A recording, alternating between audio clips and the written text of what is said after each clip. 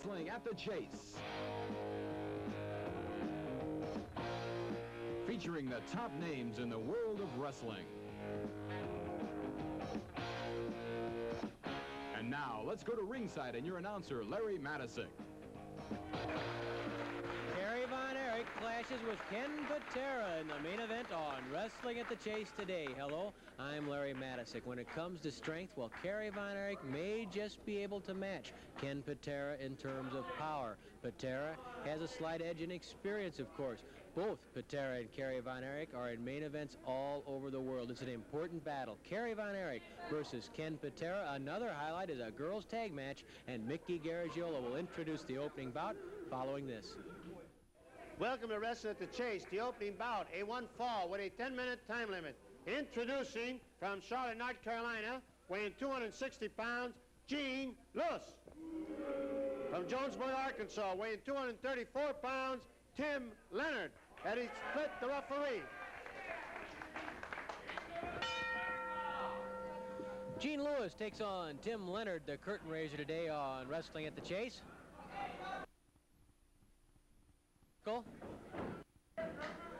Leonard forces Lewis to the ropes and a clean break by Leonard. You know, we mentioned during the opening that Patera had a slight edge in experience on Kerry Von Erich, and if you looked at how long both have been wrestling professionally, you say, well, it's more than a slight edge.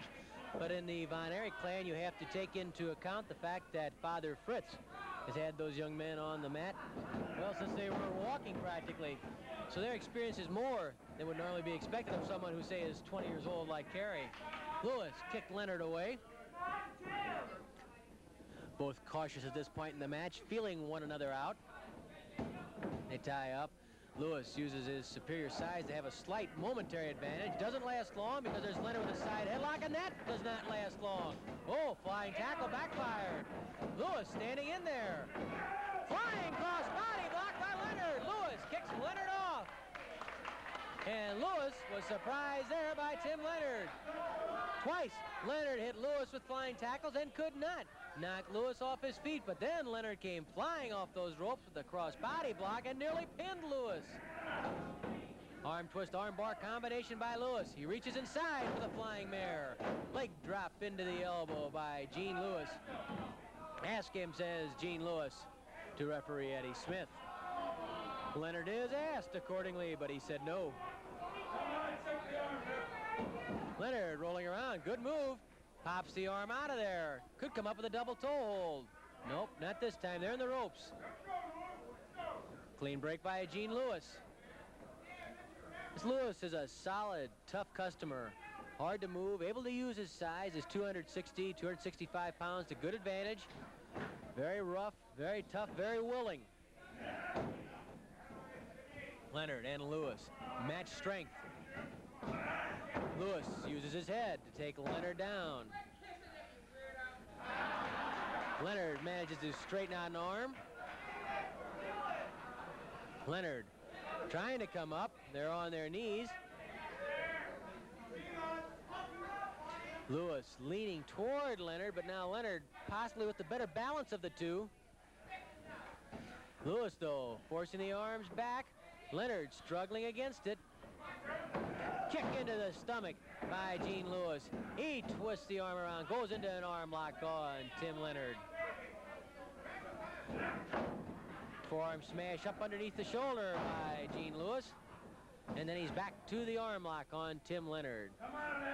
Everyone we've talked to really likes the potential of young Tim Leonard. It's just a question of gaining experience. The only way he can gain that is to get in there with the top men, the guys who have more experience than him. He has to learn and be willing to take a few bumps now and then, but he looks better with every outing, and I think Tim Leonard is a young man who may well be heard from in the future. Maybe today against Gene Lewis. Right now, though, it's Gene Lewis with the edge. He has that arm out, stretched out, pressure into the elbow. It's more, Lewis hooks underneath the elbow. Forearm smash into the shoulder.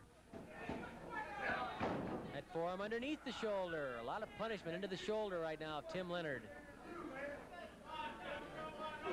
Forearm smash. It glances off the shoulder of Lewis, but Lewis wades right back in. Forearm smash into that shoulder, and Gene Lewis really punishing the left shoulder now of Tim Leonard.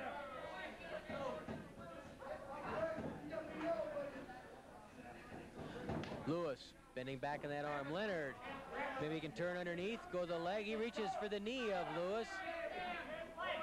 He can maybe send Lewis off balance, but it's going to be difficult because he has to turn his whole body against that hold, and I don't think there was a balance to do it. There wasn't. He went for the leg, but Lewis, calling on his experience, simply had too much leverage. Lewis bends forward into that shoulder. A kick to the rib cage by Gene Lewis. A smash to the head from Lewis.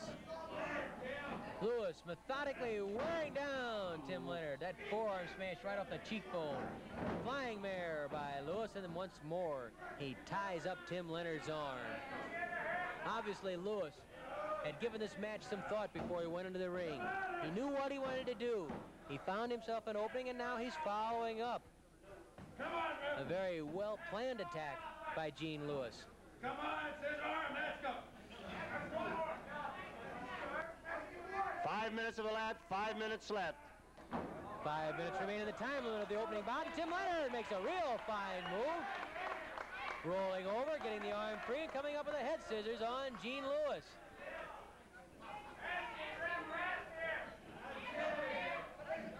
Lewis trying to come up over the top of Leonard, pull that head out, which he does. And a kick into the ribs by Gene Lewis. Leonard backing up, but Lewis staying on top of him. Leonard fights back with a forearm smash. Leonard with another forearm smash. Lewis hurled to the ropes by Tim Leonard. Oh, back body drop over the top goes Gene Lewis. Leonard covers Lewis. Cannot keep him down. Side headlock by Tim Leonard on Lewis. Flying tackle, that one dropped Lewis. Here comes Leonard again. Lewis ducks underneath. Lewis waiting, catches Leonard in the air. Drops him across the knee with a backbreaker. The backbreaker by Gene Lewis. Catching Leonard as Leonard tried a flying tackle. Down goes Tim Leonard. The legs locked by Gene Lewis. Can he turn him? Can he turn him over to the Boston Crab? Lewis trying to turn Tim Leonard over into the Boston Crab. If he can get that leg over the hip, Leonard's going to be in trouble. There it is, the Boston Crab, the full Boston Crab, applied by Gene Lewis, and Leonard submits. Gene Lewis, with that Boston Crab, records another victory on Wrestling at the Chase, and Lewis has been very successful.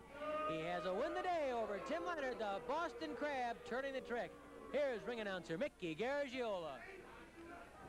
In 6 minutes and 31 seconds with the Boston Crab, the winner, Gene Lewis.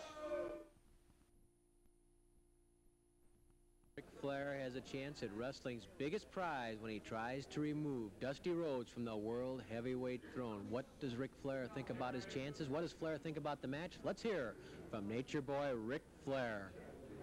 St. Louis is the place. Now, not only is this a match for the NWA World Heavyweight Championship, it's a match that the world has wanted to see for a long time. Dusty Rhodes and Ric Flair. Now, Rhodes, I have chased you. I have humiliated you. I have called you every name. Every derogatory name there is. And finally, only because you're the NWA champion, and only because Sam Mushnick and every other promoter in the world has tried to put this together, has it come to me. You and I.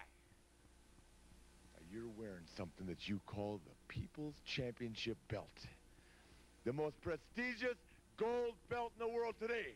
Well, that's not the People's belt. That belt was custom made for Ric Flair. Harley Race has been wearing it around. That's been a joke. And now you wearing it around is even a bigger joke. Because that belt was made, designed for the one and only. Who wears all the gold and all the jewelry? Who wears custom-made clothes? Who dates any woman he wants to on any night of the week? On any week of the month? On any month of the year? Ric Flair. And you know why? Because Ric Flair, whoo, he'd be a dude. He'd be a legend. He'd be the most gorgeous human being on the face of this earth. He'd be anything he wants to be. Because he's the greatest wrestler in the world today. And that's why I can do anything I want to do. When you're back, brother, you're back. And I'm the baddest, best wrestler in the world today. My beautiful blonde hair blowing in the breeze, my $5,000, $6,000, $8,000 robes, my limousines, and yes, the 7th, I'm gonna pull up one of my limousines. I don't want any of you little punk kids touching it. I don't want any of you girls touching my clothes. I don't want any of you running your fingers through my hair. We're their own business. The Nature Boy coming to St. Louis. I'm going to be the NWA champion. I am going to be the NWA champion. Rhodes, that is bad news for you. St. Louis, the 7th. Flair, going to be the champ. Woo! Introducing from Greensboro, North Carolina, weighing 136 pounds, Carol Sommers. From Milwaukee, Wisconsin, weighing 135 pounds, Jill Fontaine. From Atlanta, Georgia, weighing 138 pounds, Joyce Grable. From Dallas, Texas, weighing 155 pounds, Wendi Richter. Referee, Eddie Smith, Lee Warren. Get the hell out of here. Mickey Erich says they're worse than Bulldog Bob Brown. Wendi Richter and Joyce Grable were complaining to Mickey the whole time. They might add the belts they're removing are symbolic of their claim to be the World Ladies Tag Team Champions. An honor they won from Lilani Kai and Judy Martin. So, Joyce Grable and Wendi Richter, who claimed to be the Ladies Tag Team rulers, decide who's going to start. It's Joyce Grable beginning against Carol Sommers. Grable and Sommers circle. Grable with a wrist lock on Carol Sommers. Down goes Sommers. Nice move by Carol Sommers into a hammerlock on Joyce Grable. Well, there's no doubt which team this crowd is cheering for. They are standing in roaring approval for Jill Fontaine and Carol Sommers. They'd love to see them knock off the blonde duo, the Blonde Bombers, of Joyce Grable and Wendi Richter. That's a good name for them, the Blonde Bombers, believe me. They are a bombastic combination. What was Wendi mad at you about? What'd you do, insult her? No, I didn't say a word. It was one of the fans said something to her, and she tried to get me to get on her side, and I didn't know what it was all about. Boy, I'll take Bulldog Brown. I'll take Brown, I'll take Kaniski, I'll take Brew. Anyway, these girls are tough. Poor Mickey's had a rough day already. And Ox Baker, don't forget Ox Baker. I like to throw him in, too. Wendi Richter might throw him right out. Grable with a smash to the back of Carol Sommers. Another forearm smash, drops Sommers. Tag made to Wendi Richter. Grable hangs on to Sommers for Wendi. Richter twists the arm of Carol Sommers, spins it around again. And with a flip, puts Carol Sommers down on the mat. Leg drop into the arm of Carol Sommers by Wendi Richter. And Richter is just non-stop. She's like a tornado gone berserk. I can't believe the energy that girl has. Grable punishing the arm of Sommers from outside the ring. Richter, of course, last weekend on Wrestling at the Chase, went to a stalemate with Jill Fontaine, each girl coming up with a fall before time expired. Carol Sommers countering. Richter misses the tag with Joyce Grable. Richter gets to the ropes. Sommers releases the arm lock.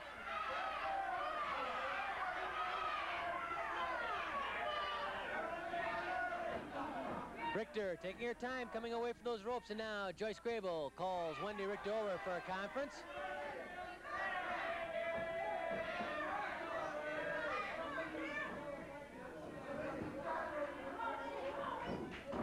Richter into hammerlock on Sommers. Flying mare by Sommers.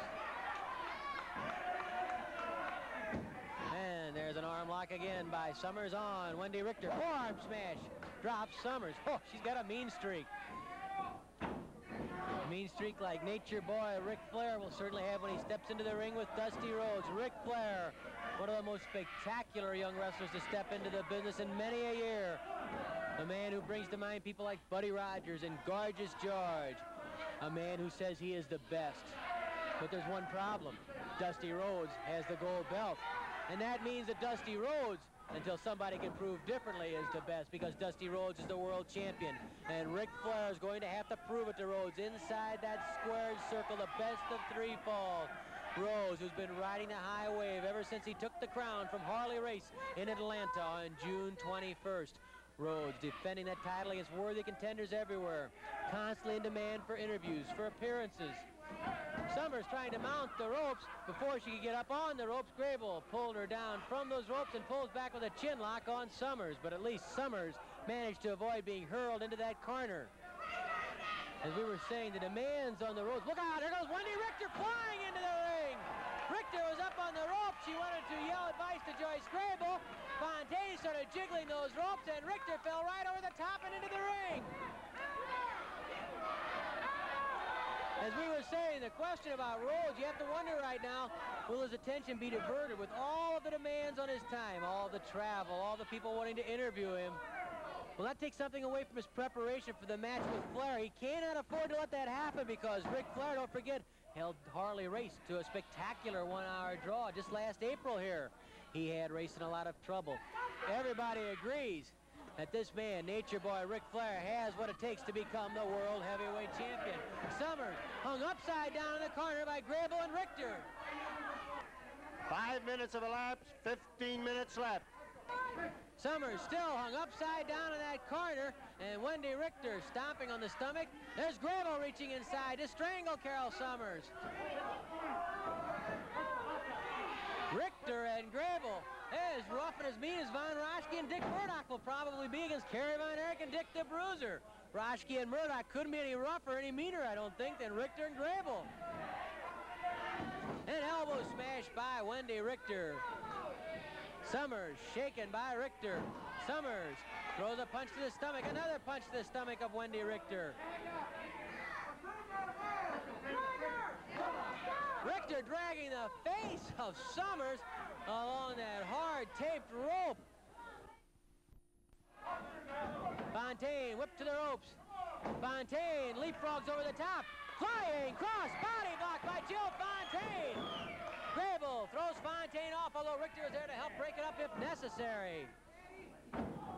Fontaine twisting the arm of Grable. A forearm to the back puts Grable down to one knee. Here comes Richter again. I think she's taking lessons from Dick Murdoch on how to be nasty. She's breaking every rule in the book and then some. And holding a running conversation with it. Oh, he's something else. Tag made to the explosive Wendi Richter by Joyce Grable. Richter bounces Fontaine off the ropes. Fontaine leapfrogs over the top again. Oh no, Richter retreating. She knew what might be coming there, that flying cross body block. Instead it's a monkey flip. Drop kick right to the chest, levels Wendi Richter. Richter whipped to the ropes. Oh, Richter stopped herself and misses with a kick. Thrown to land at the head of Jill Fontaine.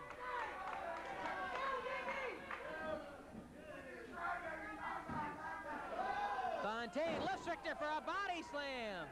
Fontaine hits the ropes. Giant splash misses. As Richter will, here comes Grable. Grable hitting the ropes. And she misses with a giant splash on Fontaine. Sommers trying a giant splash at Grable, and she misses. Yeah, but Health Center better put water in this ring. I'll tell you, they're really diving around. Yeah, but Richter didn't miss. She nailed Sommers right in the small of the back with that diving splash. Sommers is hurt from that collision with Wendi Richter, and all 4 girls are battered right now. Sommers grabs the arm of Wendi Richter. Fontaine has the arm of Grable, and Grable and Richter are... Oh, they caught arms. Come up and drop kicks and miss.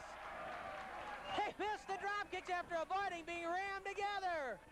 Lee Warren has to look at which 2 girls belong inside the ring. Eddie Smith trying to explain who belongs in there. Richter's outside the ring on one side, and Joyce Grable's out on the other.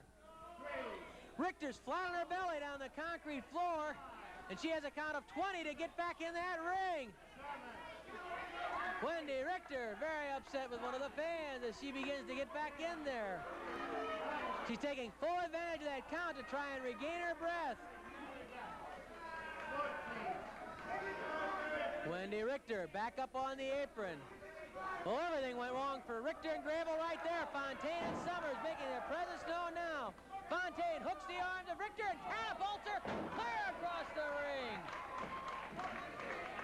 Fontaine again going for that double leg catapult. Into the air goes Richter. Her ribs must be disintegrated. Oh, the giant splash comes right down across the knees of Wendi Richter. For all her wildness, she uses her head. She got those knees up and caught Jill Fontaine right in the stomach. Fontaine hurled to the ropes and dropped by Wendi Richter with a forearm smash. Another smash drops Jill Fontaine. That Richter is so big and tough she can take the punishment. She still comes back.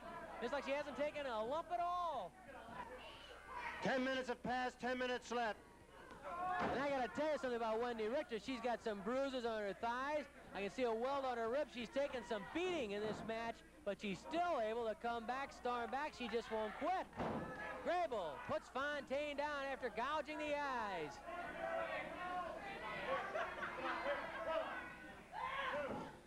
Fontaine dropped. Most of the blows actually by Grable and Richter are forearm smashes that makes them legal punches. Grable right on top of Sommers. Flying, oh, look at Sommers, stop that. Catapult, catching herself a cartwheel and a drop kick. A second drop kick puts Joyce Grable down. A third drop kick misses. Oh, Grable suckered her in. She lured her in, and Sommers tried that drop kick, and it missed because Grable stepped back. Grable, using her head, got out of the way. Richter. A backflip. They catch Sommers in the air. Oh, and Sommers thrown down heavily on her neck and shoulders. Richter then catches Fontaine, a forearm smash, knocking her off the apron. I guess you would call that a reverse body slam by Joyce Grable as she literally dropped Carol Sommers right on her head with a little bit of help from Wendi Richter. Well, I guess that's why they have the belts. It proves they are claimants of the World Ladies Tag Team title. Joyce Grable and Wendi Richter, as rough and as exciting as you can expect from any tag team combination. Here's Mickey. 11 minutes and 11 seconds, reverse body slam, the winning team of Joyce Grable and Wendi Richter. The second main event, A1 fall with a 10-minute time limit. Introducing from Portland, Oregon, weighing 262 pounds, Ken Patera. From Denton, Texas, weighing 250 pounds, Kerry von Erich.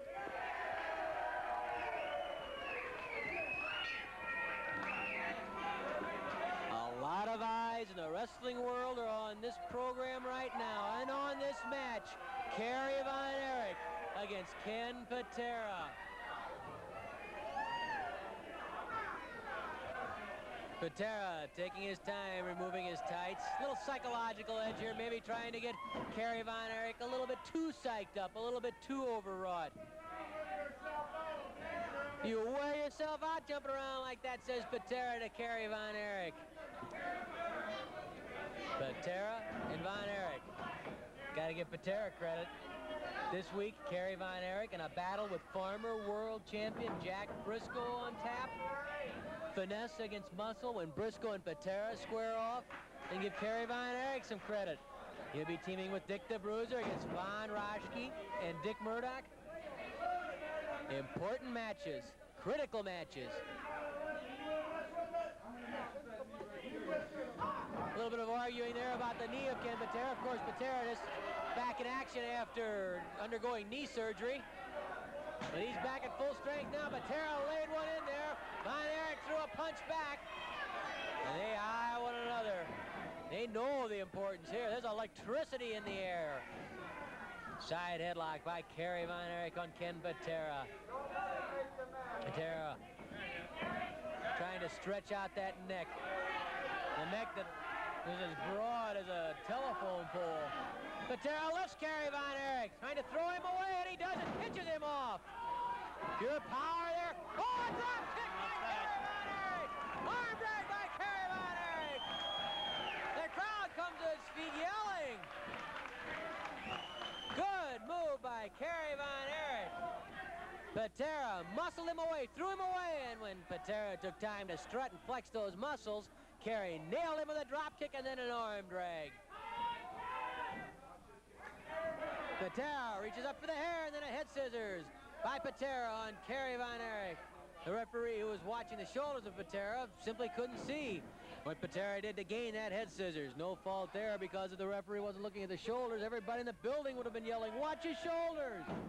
Hard to be two places or three places at once. Patera knew it. He took advantage of it. And I guess when you think about it, that's no worse than a baseball pitcher throwing a spitball, is it? It's bending the rule book a little bit, too. They do it in all sports. You better believe it. From hockey on down. In hockey, they'll interfere with a man going down the ice. Hook him with their stick, even though it's illegal. But they're using the rule book because they know the referee can't see everything. How much holding goes on the offensive and defensive lines of a football game that the officials simply cannot detect. And the players know it. They take advantage of it. It's a profession. You're in there to win. You win any way you can. The winners get the big money. The losers don't. Patera and Kerry Von Erich know it, just as Dusty Rhodes knows it, because he's the big winner of them all right now. And Nature Boy Ric Flair wants that spot that Dusty Rhodes has. He'll try the figure four leg lock, he'll try the suplex, he'll try the elbow drop, he'll try the pile drive, he'll try it all to take that gold medal away from Dusty Rhodes. And Patera staggers through the ropes and outside the ring. Patera frustrated, scowling as he walks outside the ring. Patera complaining. At this point, it's Kerry Von Erich's agility that's been the difference in the match. The ability to take to the air for those drop kicks. They seem to have unnerved Patera a little bit.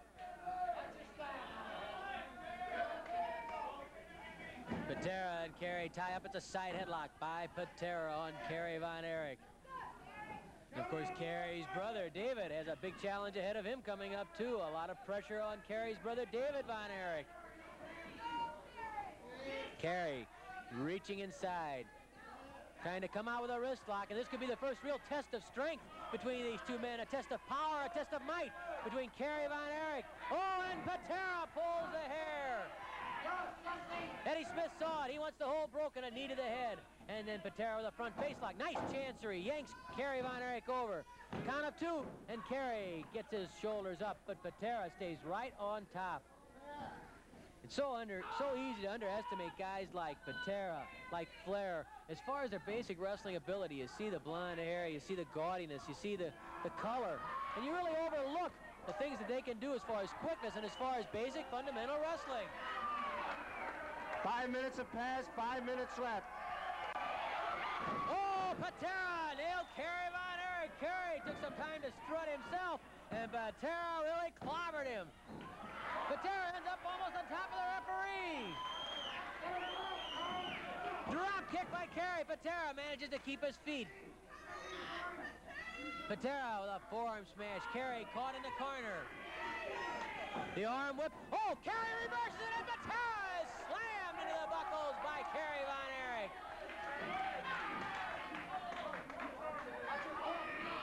Knee lifted to the stomach by Patera.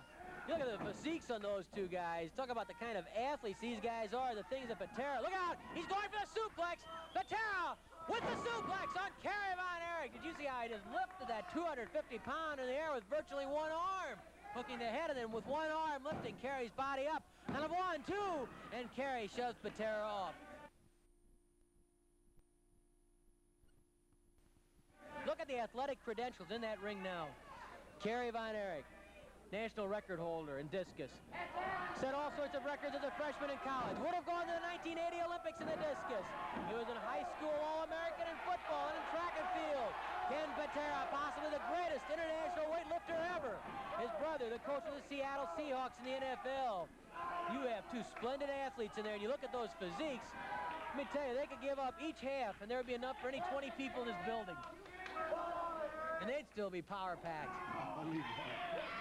Kerry Von Erich with a leg lock on Ken Patera.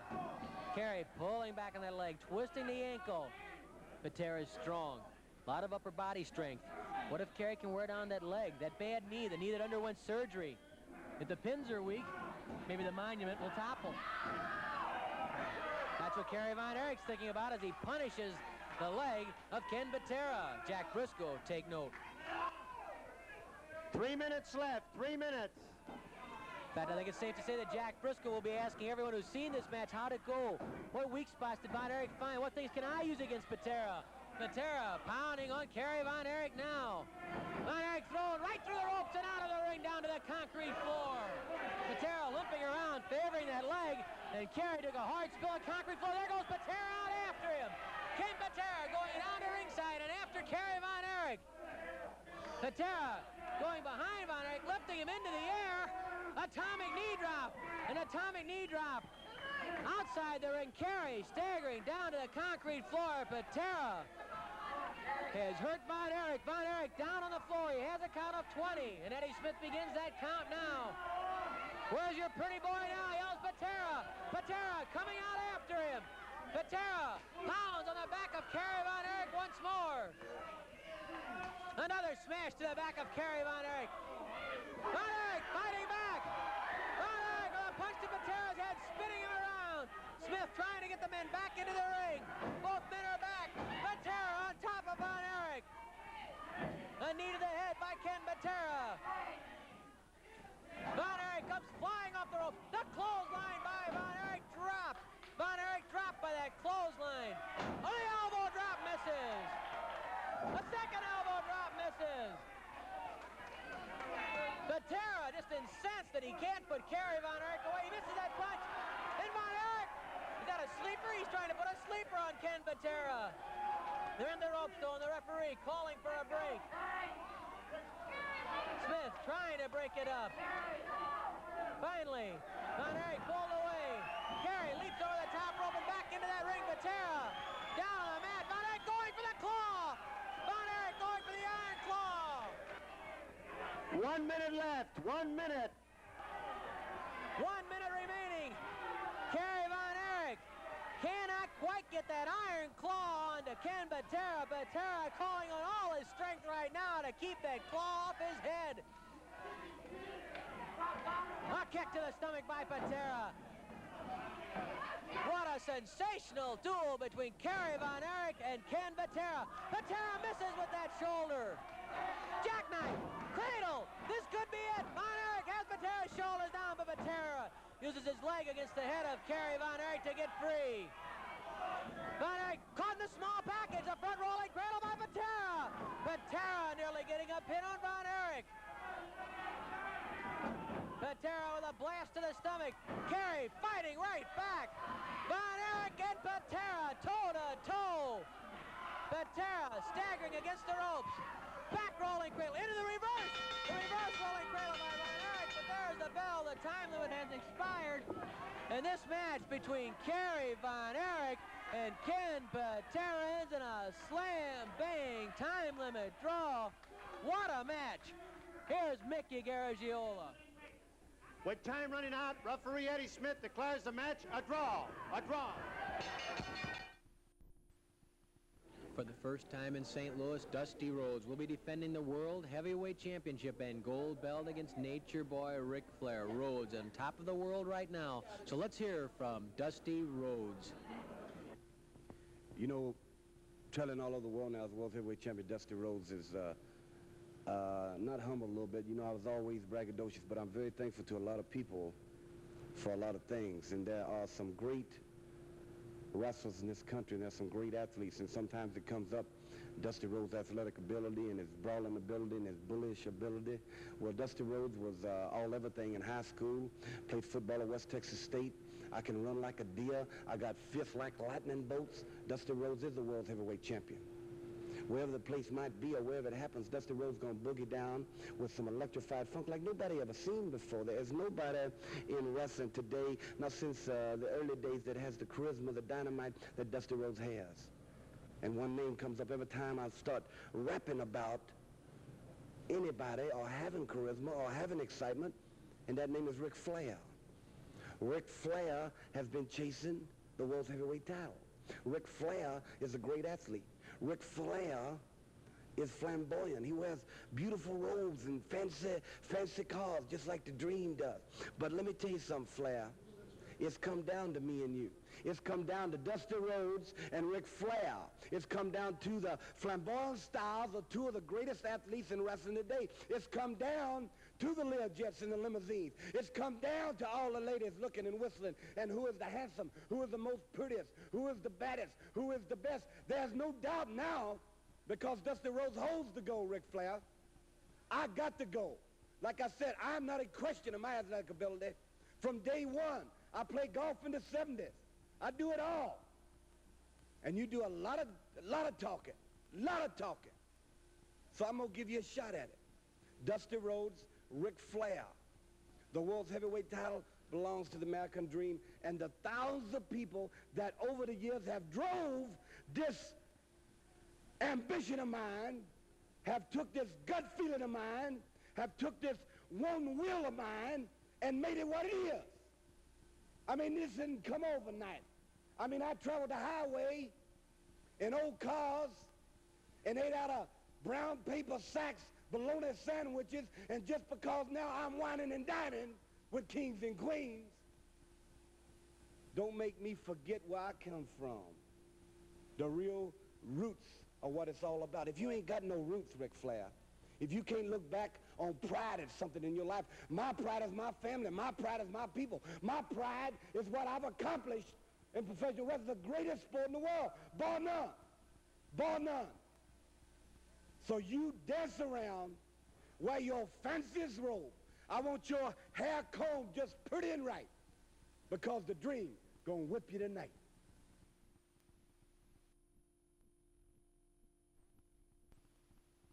The fourth match, most falls to curfew.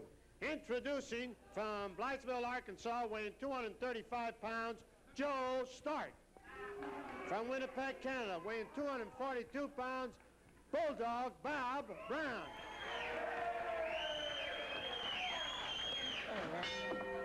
It's most falls to curfew, and it's Joe Stark against Bulldog Bob Brown. Stark pushes Brown to the ropes. Clean break from Stark. Brown reaches out. Tentatively comes to grips with Stark. Brown twists that wrist on Joe Stark. Brown bending that wrist back. Stark forced down to one knee.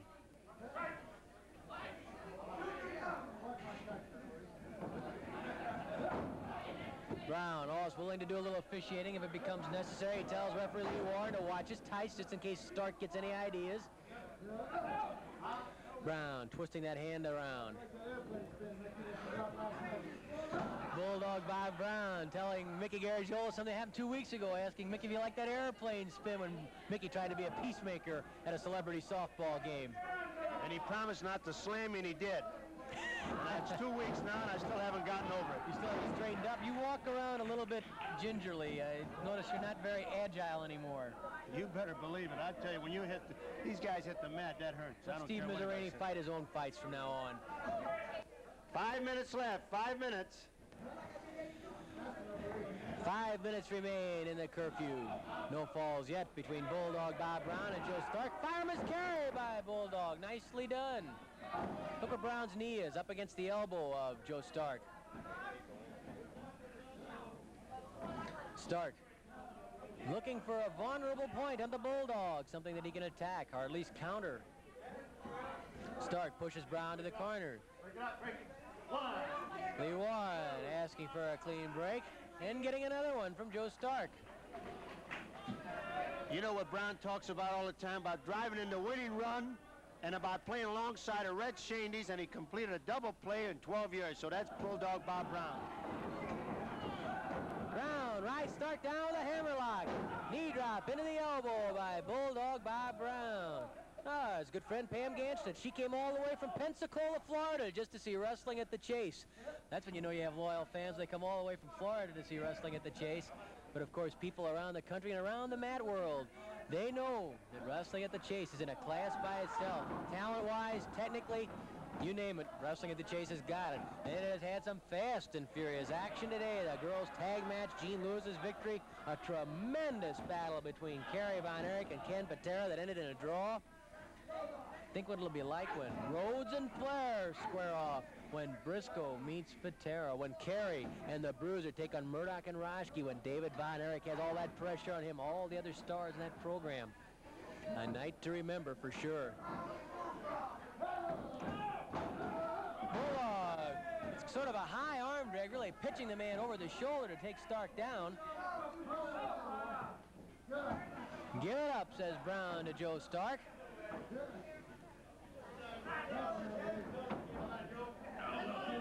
Brown leaning into that wrist. Stark on his feet. Again, Brown up along the ropes. Stark throws a punch at Brown. Side headlock by Joe Stark on Bulldog Brown. And here's a little tip-off for next weekend's edition of Wrestling at the Chase. A mixed tag match will be coming up. Same time, same place, Wrestling at the Chase. Next weekend, a mixed tag match, man and woman versus man and woman. 2 minutes left, 2 minutes. 2 minutes remain in the curfew. No falls yet. Brown had the early advantage as he worked on the arm of Joe Stark, and now Stark has had the edge as he works with a side headlock on Bulldog Bob Brown. Brown grabs the hair to pitch Stark down. Stark quickly back on top. Brown with Stark atomic knee drop. Ouch. That tailbone taking the knee of Brown. Brown whips it up and catches Stark coming off with a knee lift into the stomach. Brown lifting Stark right off his feet as he jammed that knee into the stomach of Stark. Hard chop puts Stark down.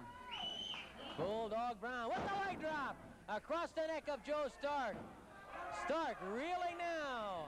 The second leg drop by Bulldog Brown. It's on the chest as Lee Warren indicated. A third leg drop by the Bulldog. He covers Joe Stark, forces those shoulders down, and there's the fall. We'll check the clock. I think it's going to be enough to give victory for the match to Bulldog Bob Brown.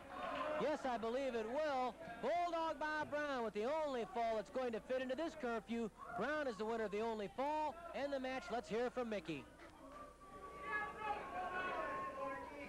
With time running out, the winner of the only fall and the match with a leg drop, the winner, Bulldog Bob Brown.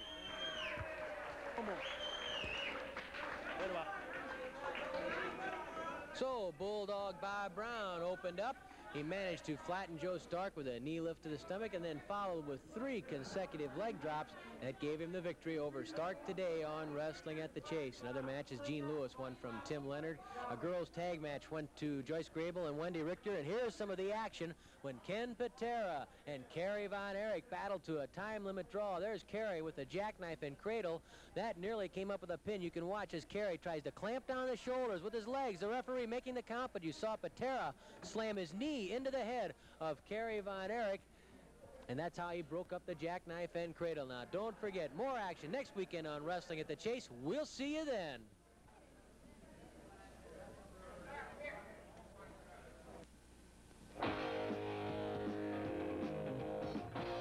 You've been watching Wrestling at the Chase. This program has been produced by Sam Muchnick in cooperation with the St. Louis Wrestling Club.